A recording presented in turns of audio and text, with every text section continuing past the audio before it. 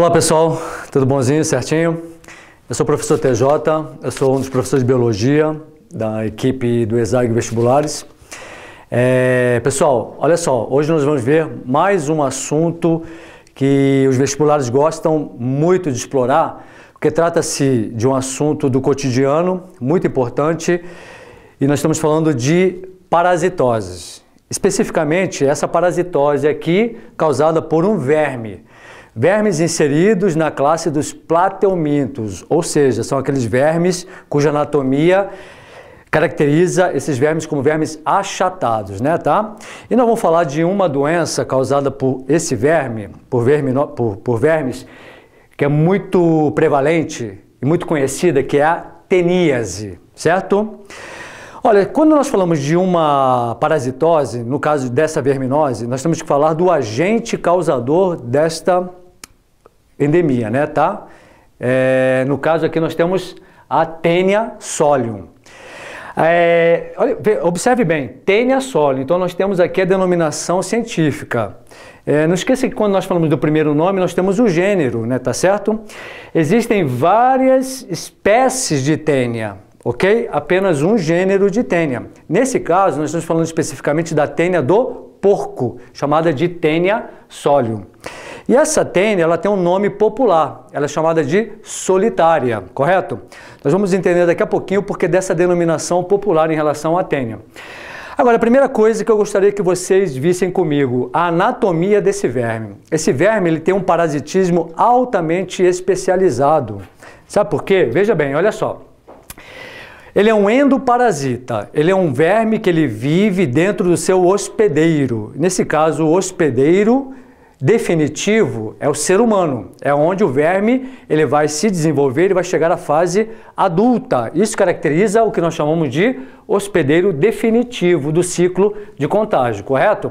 Então veja bem, olha só, este verme ele tem, como eu disse, um parasitismo altamente especializado pelo seguinte: primeiro, ele tem estruturas de fixação na parede do intestino delgado. Por que no intestino delgado, moçada? Porque lá no intestino delgado é onde nós terminamos a nossa digestão. Então lá os nutrientes, a comidinha já está toda pronta para ser absorvida.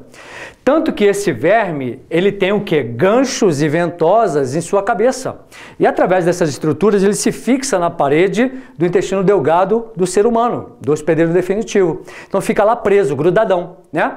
Além disso, moçada, ele tem uma outra característica anatômica. Esse verme não tem tubo digestório. Por que ele não tem tubo digestório? Porque não tem necessidade, né? Evolutivamente ele não teve necessidade de formar esse tubo digestório, já que ele absorve diretamente os nutrientes já prontinhos do hospedeiro. Beleza? Tudo bem? Por isso que um dos sintomas característicos de verminose são que a debilidade física da pessoa que tem um verme no seu organismo. Correto, tá? Agora veja bem, olha só. Características anatômicas da Taenia. Ele é um parasita interno, né? Vive no intestino. O corpinho desse verme ele é formado por anéis, segmentos que formam o corpo desse animal, chamados de proglotes. Só que essas proglotes, esses anéis, eles têm uma característica em relação à sua produção. Olha que interessante. A partir do pescocinho aqui, que nós chamamos de escólex, a partir do pescoço você tem o quê? A produção contínua desses anéis, dessas proglotes. Só que esses anéis eles estão envolvidos diretamente no processo reprodutivo do verme. Então, veja bem, olha só o que acontece.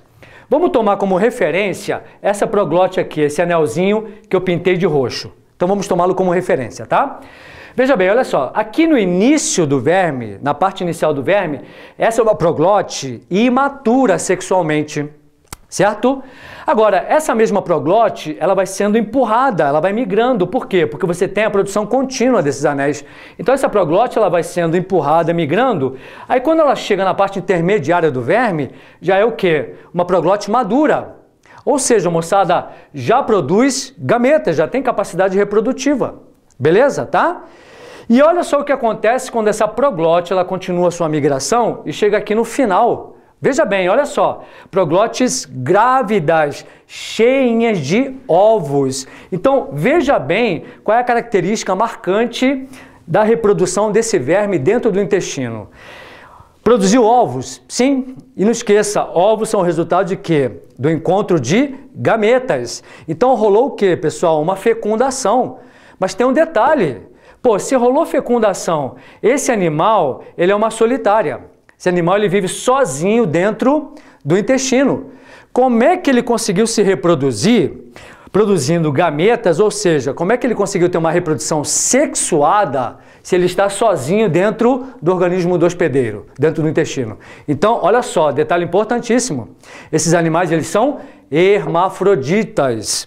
Ou seja, eles têm gônadas masculinas produtoras de testículo e também têm gônadas femininas produtoras de óvulos. Então, o que acontece? A fecundação no próprio organismo desse animal.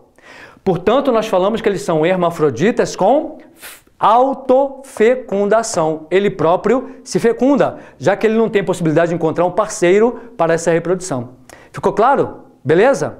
Então, agora que já está esclarecido o modo de parasitismo do verme, vamos dar uma olhadinha aqui no ciclo de contágio, que também é importantíssimo para os vestibulares. Olha só.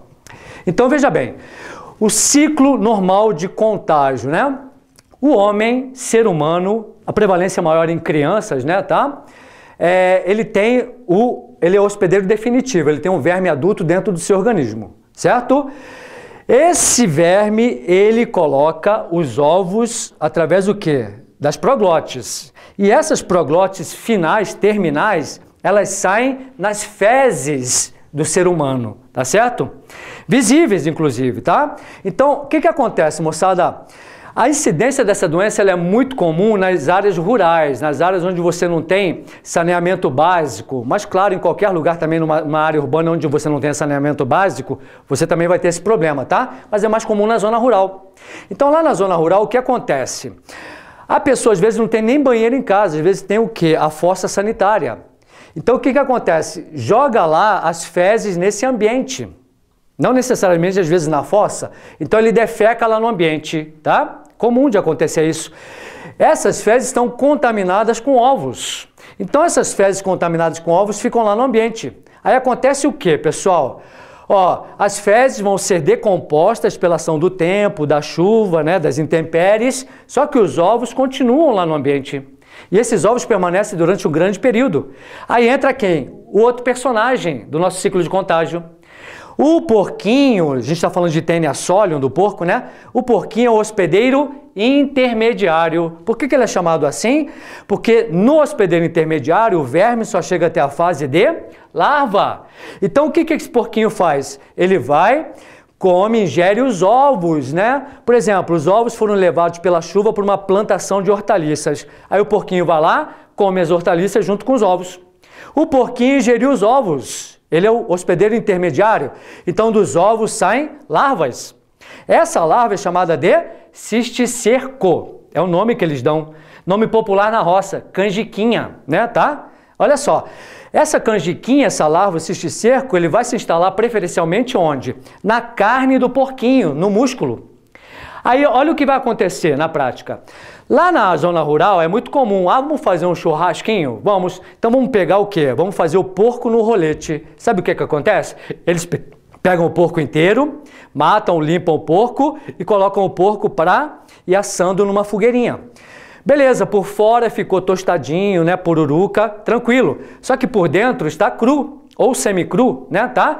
Então as pessoas vão comendo a parte externa do porco. Quando chega na musculatura interna, tá cheia de cisticerco, de canjiquinha lá na carne.